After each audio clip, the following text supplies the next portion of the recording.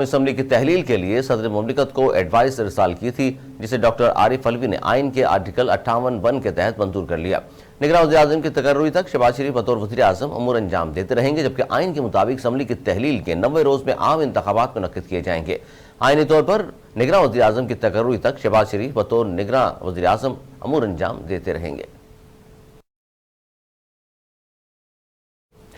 نگراں وزیر اعظم کون ہوگا؟ وزیر اعظم اور اپوزیشن لیڈر کی مشاورت آج ہوگی۔ ملک میں عبوری حکومت کا انتظام دیکھنے کے لیے نگران وزیر اعظم کے تقرری پر مشاورت کا سلسلہ جاری ہے۔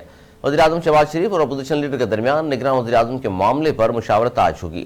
اس حوالے سے اپوزیشن لیڈر راجہ ریاض کا کہنا ہے کہ نگراں وزیر اعظم کے معاملے پر کوئی ڈیڈ لاک نہیں، پوری کوشش ہوگی وزیر اعظم کے ساتھ نگراں کا نام فائنل کر لیں۔ پیپلز پارٹی نے نگراں وزیر اعظم کے لیے سابق سیکرٹری خارجہ جلیل عباس جیلانی اور سابق چیف جسٹس آف پاکستان تصدق حسین جیلانی کا نام تجویز کیا ہے۔ تاہم نون لیگ کی جانب سے ابھی تک نام سامنے نہیں آئے۔ اسمبلی تحلیل ہونے کے بعد نگراں وزیر اعظم کا نام فائنل کرنے کے لیے 3 دن کا وقت ہے۔ 3 دن میں نام فائنل نہ ہوا تو معاملہ پارلیمانی کمیٹی کے پاس چلا جائے گا۔ پارلیمانی کمیٹی 3 دن کے اندر نگراں وزیر اعظم نام فائنل کرے گی۔ پارلیمانی کمیٹی بھی فیصلہ نہ کر سکی تو معاملہ الیکشن کمیشن کے پاس جائے گا۔ الیکشن کمیشن دیے گئے ناموں میں سے 2 دن کے اندر نگراں وزیر اعظم کے نام کا اعلان کرے گا۔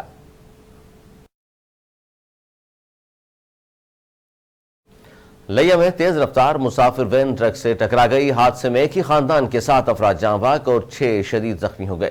حادثہ لیا کے تحصیل چوبارہ میں اڈا حافظ آباد پیش آیا۔ ریسکیو ٹیم نے فوری کارروائی کرتے ہوئے لاشوں زخمیوں کو تحصیل ہسپتال منتقل کر دیا، جہاں زخمیوں کو طبی امداد فراہم کی گئی۔ ذرائع کے مطابق مسافر وین بکھر سے میاں چنو جا رہی تھی کہ اس کا ٹائر راڈ کھل گیا اور وہ ٹرک سے ٹکرا گئی۔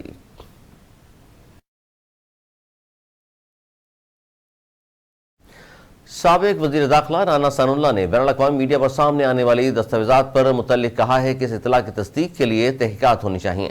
ایک بیان میں رانا ثناء اللہ نے کہا کہ بظاہر یہ کام بہت شرمگیز ہے۔ یہ بات فراموش نہیں کرنی چاہیے کہ سائفر کی copy chairman P T I کے پاس تھی، جو انہوں نے واپس بھی نہیں کی۔ سابق وزیر داخلہ نے کہا کہ چیئرمین پی ٹی آئی کی یہ بات بھی ریکارڈ پر کہہ چکے ہیں کہ ان سے وہ سائفر کی کاپی گم ہو گئی ہے۔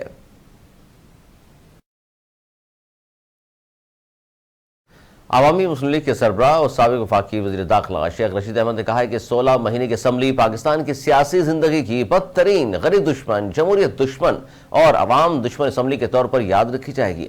سوشل میڈیا پر پیغام میں شیخ رشید نے کہا کہ اللہ اللہ کر کے 16 ماہ کی غریب دشمن حکومت کے سیاہ دور سے قوم کو نجات نصیب ہوئی۔ آج سندھ ہاؤس میں ممبروں کی خرید و فروخت سے بننے والی سازشی اسمبلی تحلیل ہو گئی۔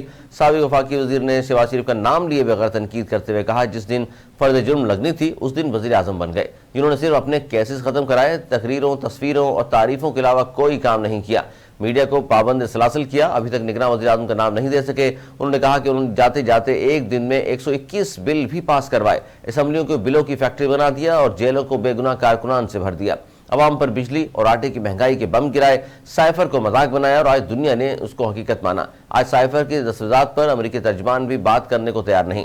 سربراہ عوامی لیگ کا مزید کہنا تھا یہ اپنے کپڑے بیچ کر غربت اور مہنگائی ختم کرنے آئے تھے۔ انہوں نے غریب کے بھی کپڑے اتار دیے۔ آخری ہفتے میں صرف قانون کی لوٹ سیل ہی نہیں لگائی بلکہ اپنے سیاسی مخالفین کو بھی جیل میں ڈال دیا۔ سابق وفاقی وزیر خرم دستگیر نے کہا ہے کہ نئی حلقہ بندیوں کا ڈرافٹ بن چکا اور الیکشن 90 روز میں ہو سکتے ہیں۔ سابق وفاقی وزیر توانائی خرم دستگیر نے کہا کہ غالب قیاس آئین میں پاکستان میں رکھنا چاہیے جو کہ یہ کہتا ہے اسمبلی ٹوٹ جائے تو نیا الیکشن 90 دن میں ہوگا۔ انہوں نے کہا کہ جسٹس ریٹائرڈ ناصر الملک جیسے لوگ بھی 2018 الیکشن کی چوری نہیں روک سکے۔ ہمیں ایسے نیوٹرل اور معتبر آدمی کی تلاش ہے جو معاشی بحالی میں تعطل نہ آنے دے۔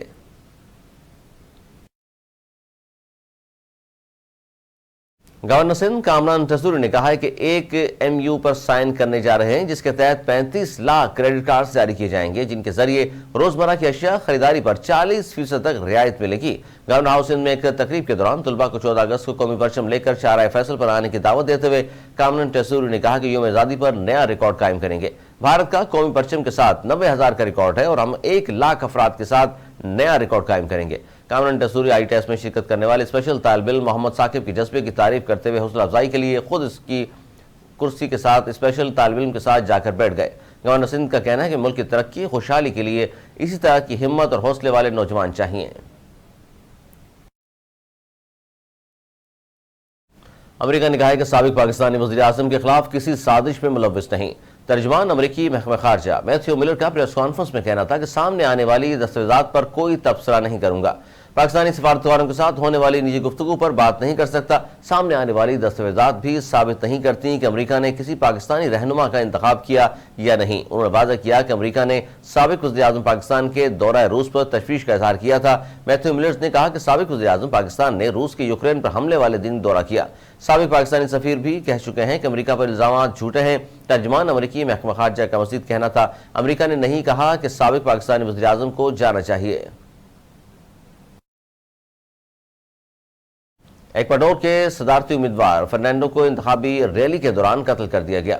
برطانوی میڈیا کے مطابق صدارتی امیدوار کو ریلی کے بعد کار میں بیٹھتے وقت ایک شخص نے سر میں گولی ماری۔ غیر ملکی میڈیا کے مطابق فرنینڈو ایکواڈور کے نیشنل اسمبلی کے رکن بھی تھے۔ پولیس حکام کی جانب سے جاری کیے گئے بیان میں کہا گیا ہے کہ پولیس کی جوابی کارروائی میں حملہ آور شدید زخمی ہوا اور گرفتاری کے بعد زخموں کی تاب نہ لاتے ہوئے ہلاک ہو گیا۔ ایکواڈور کے موجودہ صدر نے بھی سوشل میڈیا پر بیان میں فرنینڈو کے قتل کی تصدیق کرتے ہوئے کہا کہ جو کوئی بھی اس واقعے میں ملوث ہے وہ سزا سے نہیں بچ سکے گا۔ برطانوی میڈیا کے مطابق جنوبی امریکی ملک ایکواڈور میں صدارتی الیکشن 20 اگست کو شیڈول ہے۔ پاکستانی اداکارہ ملان خان اور اداکارہ احسن محسن اکرام کے ہاں ننھے مہمان کی آمد جلد متوقع ہے۔ حال ہی میں منال کی بہن اور اداکارہ جوڑی ایمن منیب بٹ کے ہاں دوسری بیٹی کی پیدائش ہوئی ہے، جس کا اعلان منال خان نے سوشل میڈیا پوسٹ کے ذریعے کیا۔ تاہم اب منال خان نے بھی حاملہ ہونے کا اعلان کر دیا ہے۔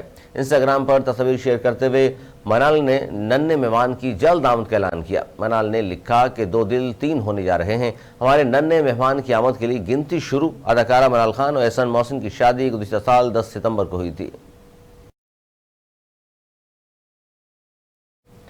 رواں برس بھارت میں ہونے والے کرکٹ ورلڈ کپ کی ٹکٹوں کے لیے شائقین کا انتظار ختم ہو گیا۔ آئی سی سی نے آخرکار ٹکٹوں کی فروخت کے لیے تاریخوں کا اعلان کر دیا۔ آئی سی سی نے ایونٹ ری شیڈول کرنے کے بعد اعلان کیا 5 اکتوبر سے ہونے والے ورلڈ کپ کی ٹکٹیں ایونٹ کے آغاز سے صرف 40 روز قبل 25 اگست سے فروخت کے لیے دستیاب ہوں گی۔